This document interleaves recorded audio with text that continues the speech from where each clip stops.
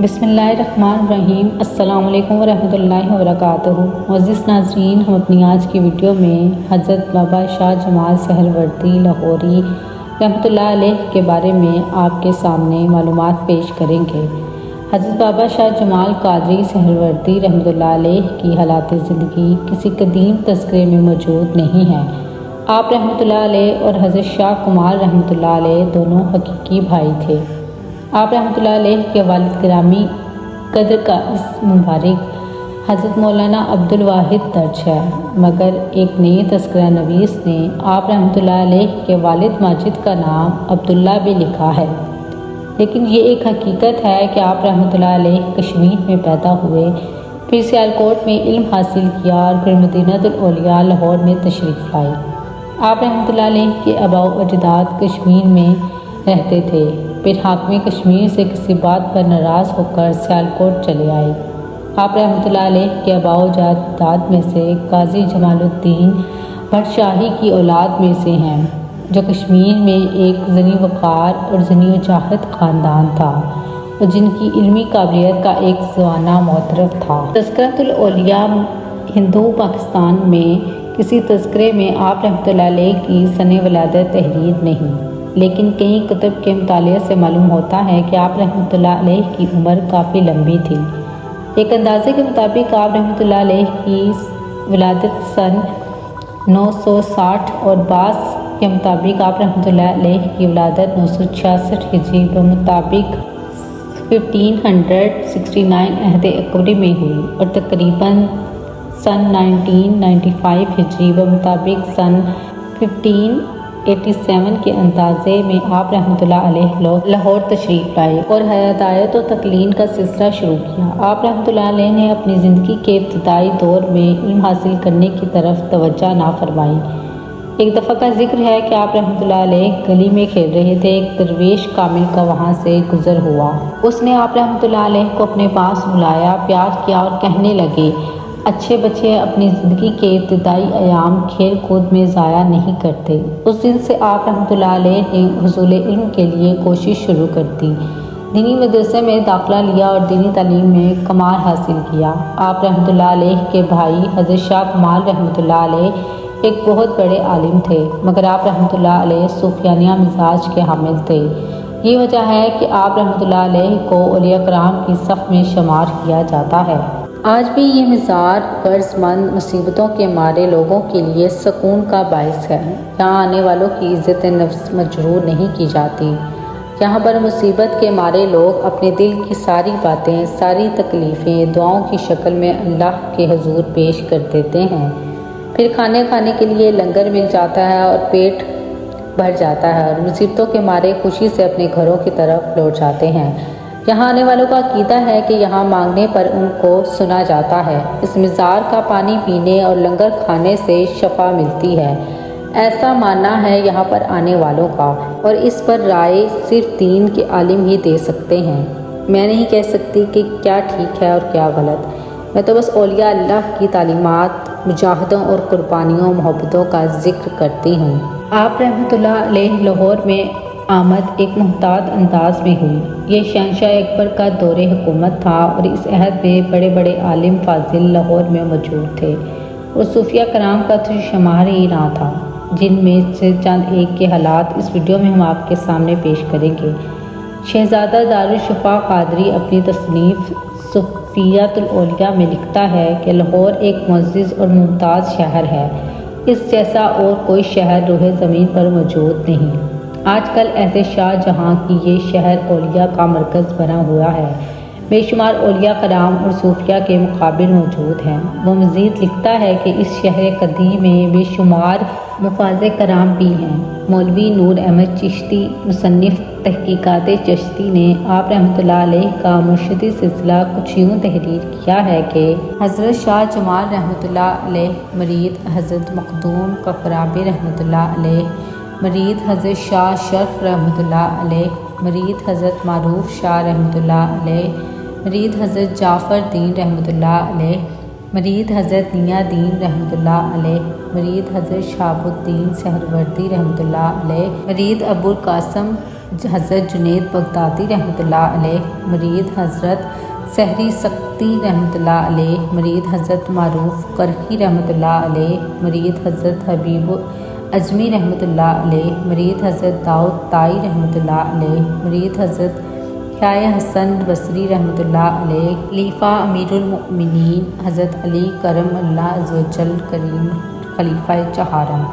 آپ رحمۃ اللہ علیہ کا زمانہ اہل لاہور کے لیے بہت اشاعت کا دور تھا اور لوگ کے دین الہی کی طرف راغب ہو رہے تھے، اس لیے آپ رحمۃ اللہ علیہ نے اس نظریے کے خلاف کام کیا اور لوگوں کو عبادت و ریاضت کی طرف مائل کیا۔ چنانچہ آپ رحمۃ اللہ علیہ کے فیض و برکات سے بے شمار لوگ فیض یاب ہوئے۔ ہندو مسلم دونوں میں آپ رحمۃ اللہ علیہ یکساں طور پر محبوب تھے۔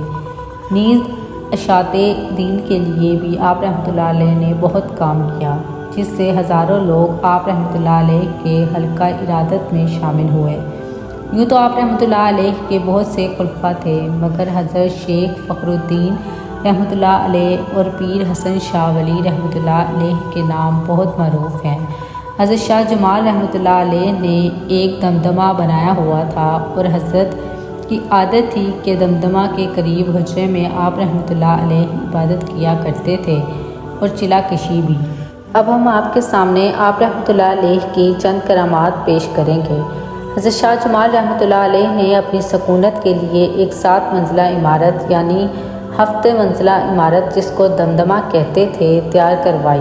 جس زمانے میں یہ دمدمہ زیر تعمیر تھی، انہی ایام سرائے گولیاں والی، جس میں شاہان مغلیہ کے عہد میں گولیاں بارود رکھا جاتا تھا، 15-20 ہزار آدمی اس میں آ سکتے تھے، اس کی تعمیر ہو رہی تھی۔ راج مزدوروں کی کمی تھی، اس لیے حضرت شاہ جمال رحمۃ اللہ علیہ نے مزدوروں سے یہ طے کیا تھا کہ وہ دن میں سرائی کی تعمیر کیا کریں اور رات کو دگنی اجرت پر دمدمہ کی تعمیر کا بیڑا اٹھائیں۔ چنانچہ ایسا ہی ہوا۔ جب سن 1000 ہجری میں یہ دمدمہ تعمیر ہو چکا، اکبر بادشاہ کی بہن سلطان جہاں بیگم نے ازارائے خفگی ناراضگی حضرت شاہ صاحب رحمۃ اللہ علیہ کے پاس یہ پیغام بھیجا کہ دمدمہ سے ہمارے محل میں بے پردگی ہوتی ہے، اس کا مناسب انتظام کیا جائے۔ شاہ جمال رحمۃ اللہ علیہ نے جواب میں یہ کہہ کر بھیجا کہ ہم اپنے دمدمہ کو نیچے کیے دیتے ہیں، مگر یہ یاد رہے کہ تیری یہ حویلی کا ان قریب نام و نشان باقی نہ رہے گا۔ جب رات ہوئی تو آپ رحمۃ اللہ علیہ نے سب سے اوپر کی منزل پر جا کر فجر کرنا شروع کر دیا، یہاں تک کہ دمدمہ کی 5 منزلیں زمین میں دھنس گئی، صرف اوپر کی 2 منزلیں رہ گئیں جو اب بھی موجود ہیں۔ جب لوگوں نے آپ رحمۃ اللہ علیہ کی یہ کرامت دیکھی تو ان کی خدمت میں آمد و رفت کا سلسلہ شروع ہو گیا۔ جو بھی آتا اپنے دل کی مراد پاتا۔ معزز ناظرین، کہا جاتا ہے کہ انہی ایام میں 2 دہو مال کھتری جو بے اولاد تھا، آپ رحمۃ اللہ علیہ کی خدمت میں حاضر ہوا اور خربوزے آپ رحمۃ اللہ علیہ کو پیش کیے۔ آپ رحمۃ اللہ علیہ نے 2 خربوزے واپس دے دیے اور خود نماز میں مصروف ہو گئے۔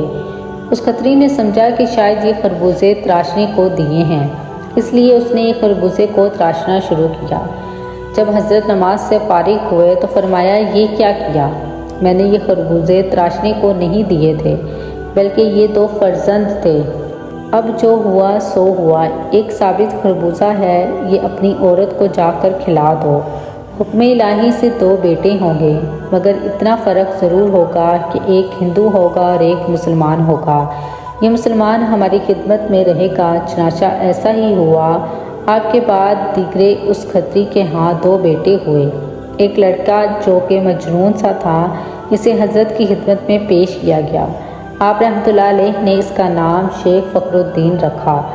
شیخ فخر الدین سے اولاد بھی ہوئی اور آج کل مجاور بھی اسی کے خاندان سے ہیں، اور ان کی قبر مبارک آپ رحمۃ اللہ علیہ کی روضہ مبارک کے ساتھ ہے، اور وہاں پر نیچے ایک نشان بھی دکھائی دیتا ہے، اور اس نشان کا مطلب ہے کہ وہاں پہ حضرت شیخ فخر الدین رحمۃ اللہ علیہ کی جو زوجہ ہیں ان کی قبر بھی وہاں پہ موجود ہے۔ مفتی غلام رسول لاہوری مصنف غزینۃ الصفیہ لکھتا ہے کہ جب حضرت شاہ جمال رحمۃ اللہ علیہ نے دمدمہ بنانے کا ارادہ فرمایا کہ ایک اونچے پر اپنے قیام کے لیے بلند دمدمہ تعمیر کریں، تو چونکہ اس وقت علاقے میں شاہی عمارت تعمیر ہو رہی تھی، معمار اور مزدور دستیاب نہ تھے۔ آپ رحمۃ اللہ علیہ نے حکم دیا کہ معمار لوگ دن کو شاہی عمارت کی تعمیر کریں اور رات کو ہمارے دمدمے کی تعمیر میں مصروف ہوں۔